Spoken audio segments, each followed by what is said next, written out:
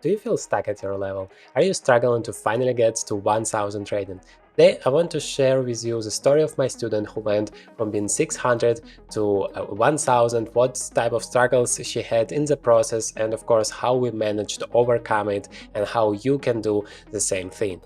And of course, 1000 is not a final destination, it's just a good psychological point that my student finally achieved, and hopefully you can do it fast too. And if you are above 1000 still, this video would be very useful for you to understand the common mistakes and the way to improve your level fast.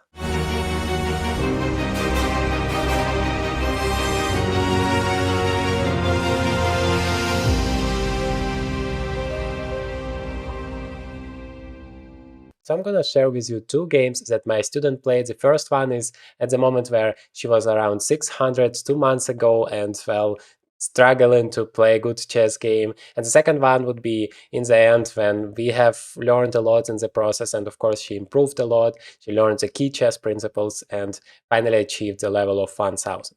So let's go. The game started with d4. My student played as white here, e3, e6. I mean, the opponent is not playing very actively, and well, we have learned from the very first lessons that you should develop your pieces, you should fight for the center, so that is what she's trying to do. And now the opponent plays b5. And well, of course, we learned that if your piece is under attack, you have to do something about it, you can't ignore it. But unfortunately, she didn't do the most active things that you can do, namely, if something is attacking you, first thing you have to check whether you can capture it. And of course, this b5 pawn is not protected, but yeah, probably my student was afraid that the bishop is under attack, so she went back instead of just taking this pawn with a check. Also, checks are always the first thing you have to look for. Checks, captures, and threats, the formula to find the best move in every position.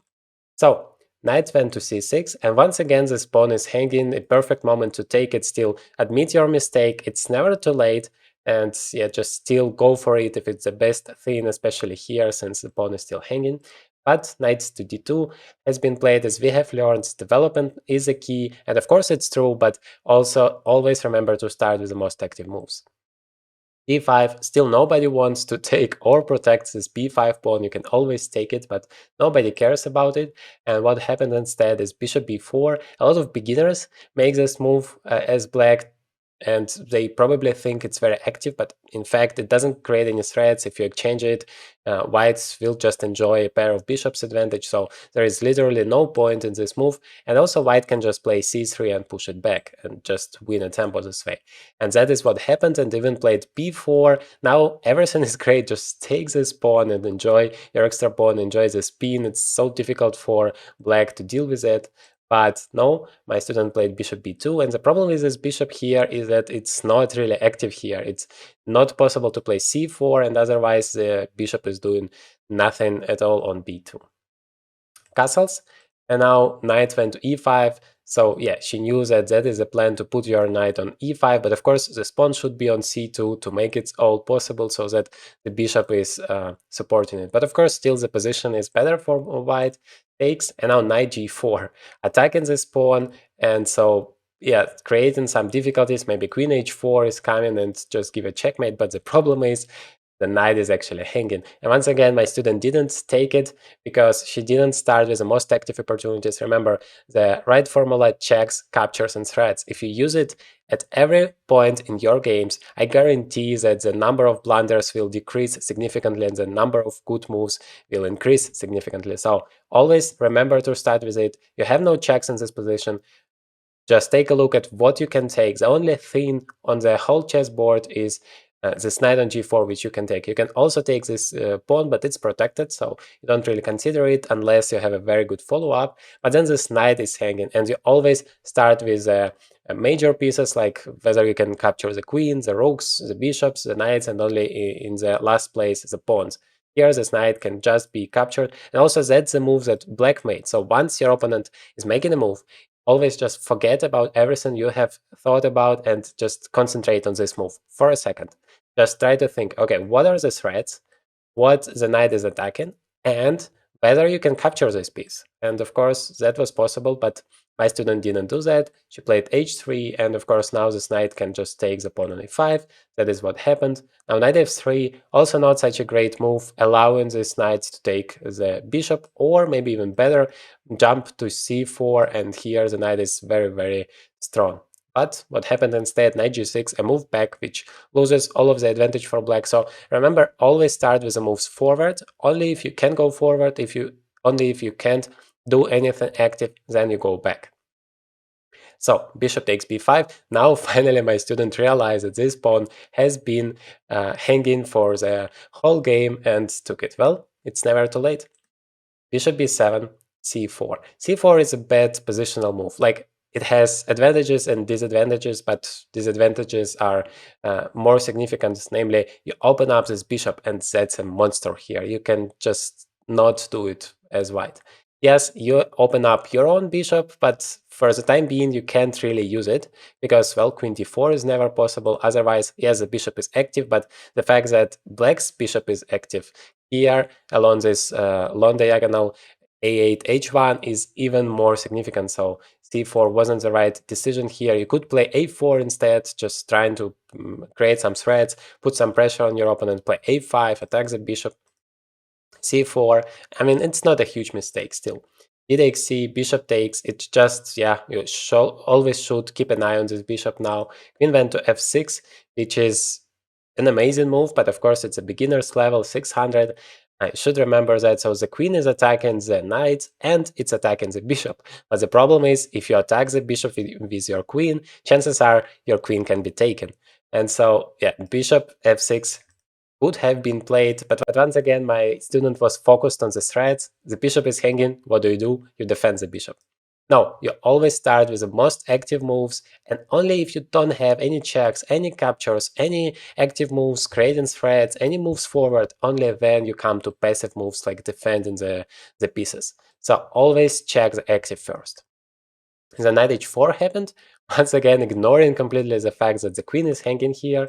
Rook a to d1. Well, they have learned that you should develop your pieces, but not in such a case, especially if you don't put attention on your opponent's move, because knight h4 was creating a huge threat of taking the knight on f3, and then this whole diagonal, remember I was telling you about this bishop on b7, it plays a major role here. So now knight takes f3, g takes, and queen to g6 has been played. Actually a very bad move because it loses the whole advantage.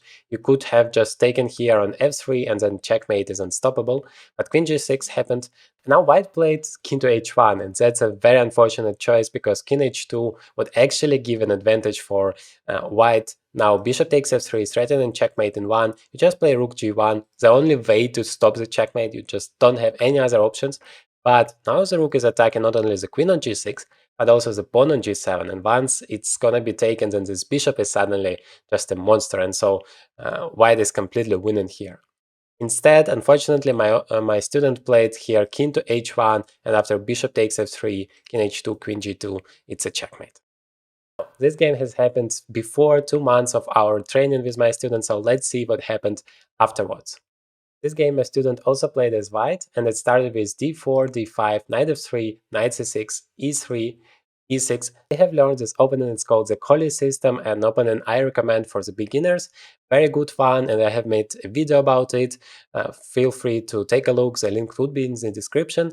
The point is, you bring your bishop to d3, b3, bishop to b2, both of the bishops are active there, you castle, and then you start your attack with knight e5 and f4. So that is the setup we have learned. But then the problem is black usually plays knight c6. I mean, it's not a problem, rather another thing to remember, that black often plays here knight to c6, and then you should use it playing bishop b5 in many lines. But not in this one, because here, if you play bishop b5, there is a very easy way for black to deal with it.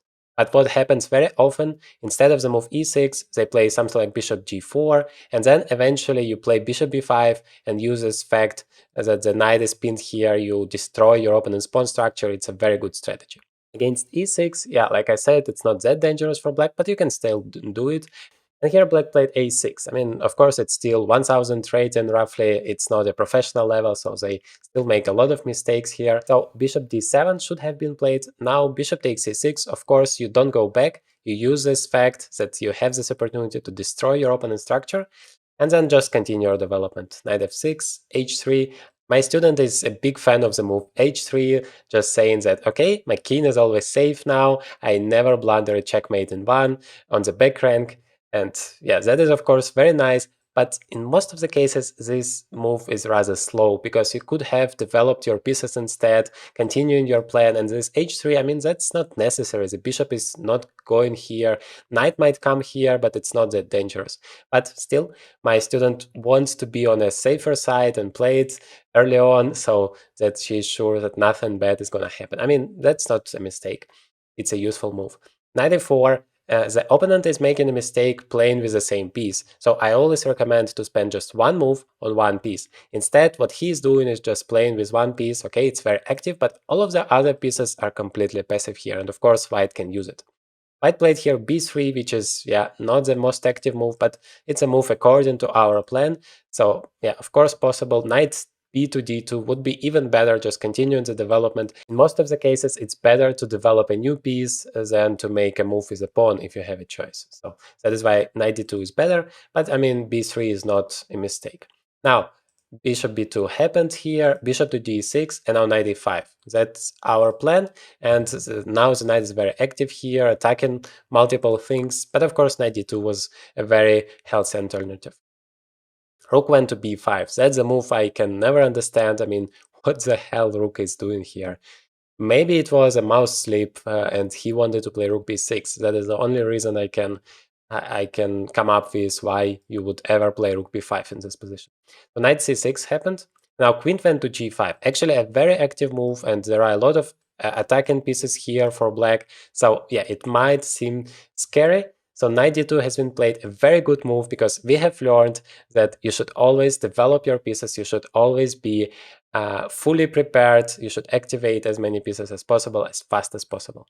And now knight g3 happened, a very interesting move, just sacrificing this knight. The point is, if you take, you kind of weaken your whole pawn structure. So I thought the idea is to take on e3, and then if you play king h1, then queen takes g3, threatening here checkmate in one, although it's still not a big deal because you can block this diagonal with knight f5, or you can play knight f3 and just control this key h2 square.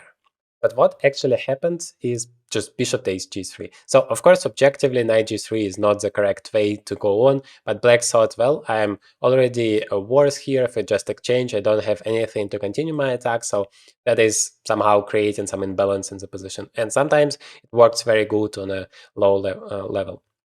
So f takes g, now bishop takes g3. That is a weird move. Instead of taking it with a check, just allowing white to defend the e3 pawn here, queen f3, queen e2, rook f3. There are so many different ways to do that, but my student played here knight f3, bringing another piece to the defense, but the problem is the pawn is still hanging, and that is of course a mistake, but not a big one, because here still there are a lot of extra material for white. The position is completely winning.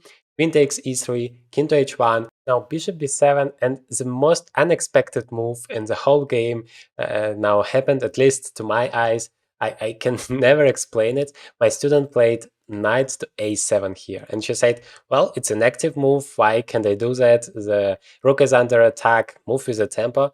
But I mean, this knight is never gonna come back. It's just one way journey here, and yeah, that's very difficult to explain. Of course, you should always try to go towards the center. In this case, that might be a move back, but well, in the center, you can't really count it as a passive move because the knight is so active here. You're actually making it more active than it was. And yeah, that's a perfect place for the knight. But a7, yes, you're attacking the rook for now. And the position is, yeah, of course, frankly speaking, completely winning for white. But still, like, why would you place your knight on such a weird spot? Never do that in your own games. Rook went to b4, now a3, just attacking it, pushing it back. Rook went to b6, and bishop c1. Well, the problem with this queen, and fortunately my student realized it, that it doesn't really have a lot of squares to go. And the opponent played queen to c3, attacking this rook, but actually now rook to b1 has been played. I mean, one of the possible ways to continue, king to e7, now bishop d2, and all of a sudden this queen is completely trapped. And actually this knight helps because it covers the c6 square, so the queen can go there. Obviously, if the knight would be on e5, it would still be the same, but the fact that the knight is doing it from a7 square is just amazing here. Queen takes d2, so the opponent just took it. Now queen takes, rook a8. He wanted to finally take it, but actually that's a bad thing here for black to do, because queen g5, now white is starting to be very active, taking everything, king to d6. Now queen takes g3, e5, and the checkmate is coming. Takes, queen takes e5, king to c5. Notice that this knight is actually controlling all of those squares. So in the end of the day, my student said, well, you see, this knight was very useful for me. He also played rook a8, so now I have a chance to be active. So that worked pretty good. King to c4 and queen d4, checkmate. So you could see that even though my student still makes lots of mistakes and it's normal at this level, the level has improved significantly over these 2 months. And if you're gonna ask me what is the secret, what you should do to achieve such results, the main thing is analyzing your own games, because you understand what are the mistakes and, well, how you can improve that, why you have taken that decision or this one. You could analyze it and then don't repeat your mistakes in the next game. Because if you're just playing and playing and playing again, you're basically doing the same thing every time. You are taking the same decisions because, well, you never know what your mistake actually is. And so that doesn't bring you anything. So yeah, playing is good, I mean, especially against stronger opponents, but only if you analyze it afterwards. Otherwise, it doesn't really bring you anything. Another exercise that my student did over these 2 months, and it's incredibly important to improve your level fast, is solving the puzzles. So at least one puzzle rush on chess.com she did every day, also solving some puzzles, and it worked like magic because, well, she started to see those threads that she didn't see before, because she started to start always with the most active moves. Of course, we have applied all of those systems that I teach on this channel and I always teach my students. So it's very, very important, and you can learn in this video how you can do the same chess routine to improve your chess as fast as possible in just 30 minutes a day. So I definitely recommend you do it.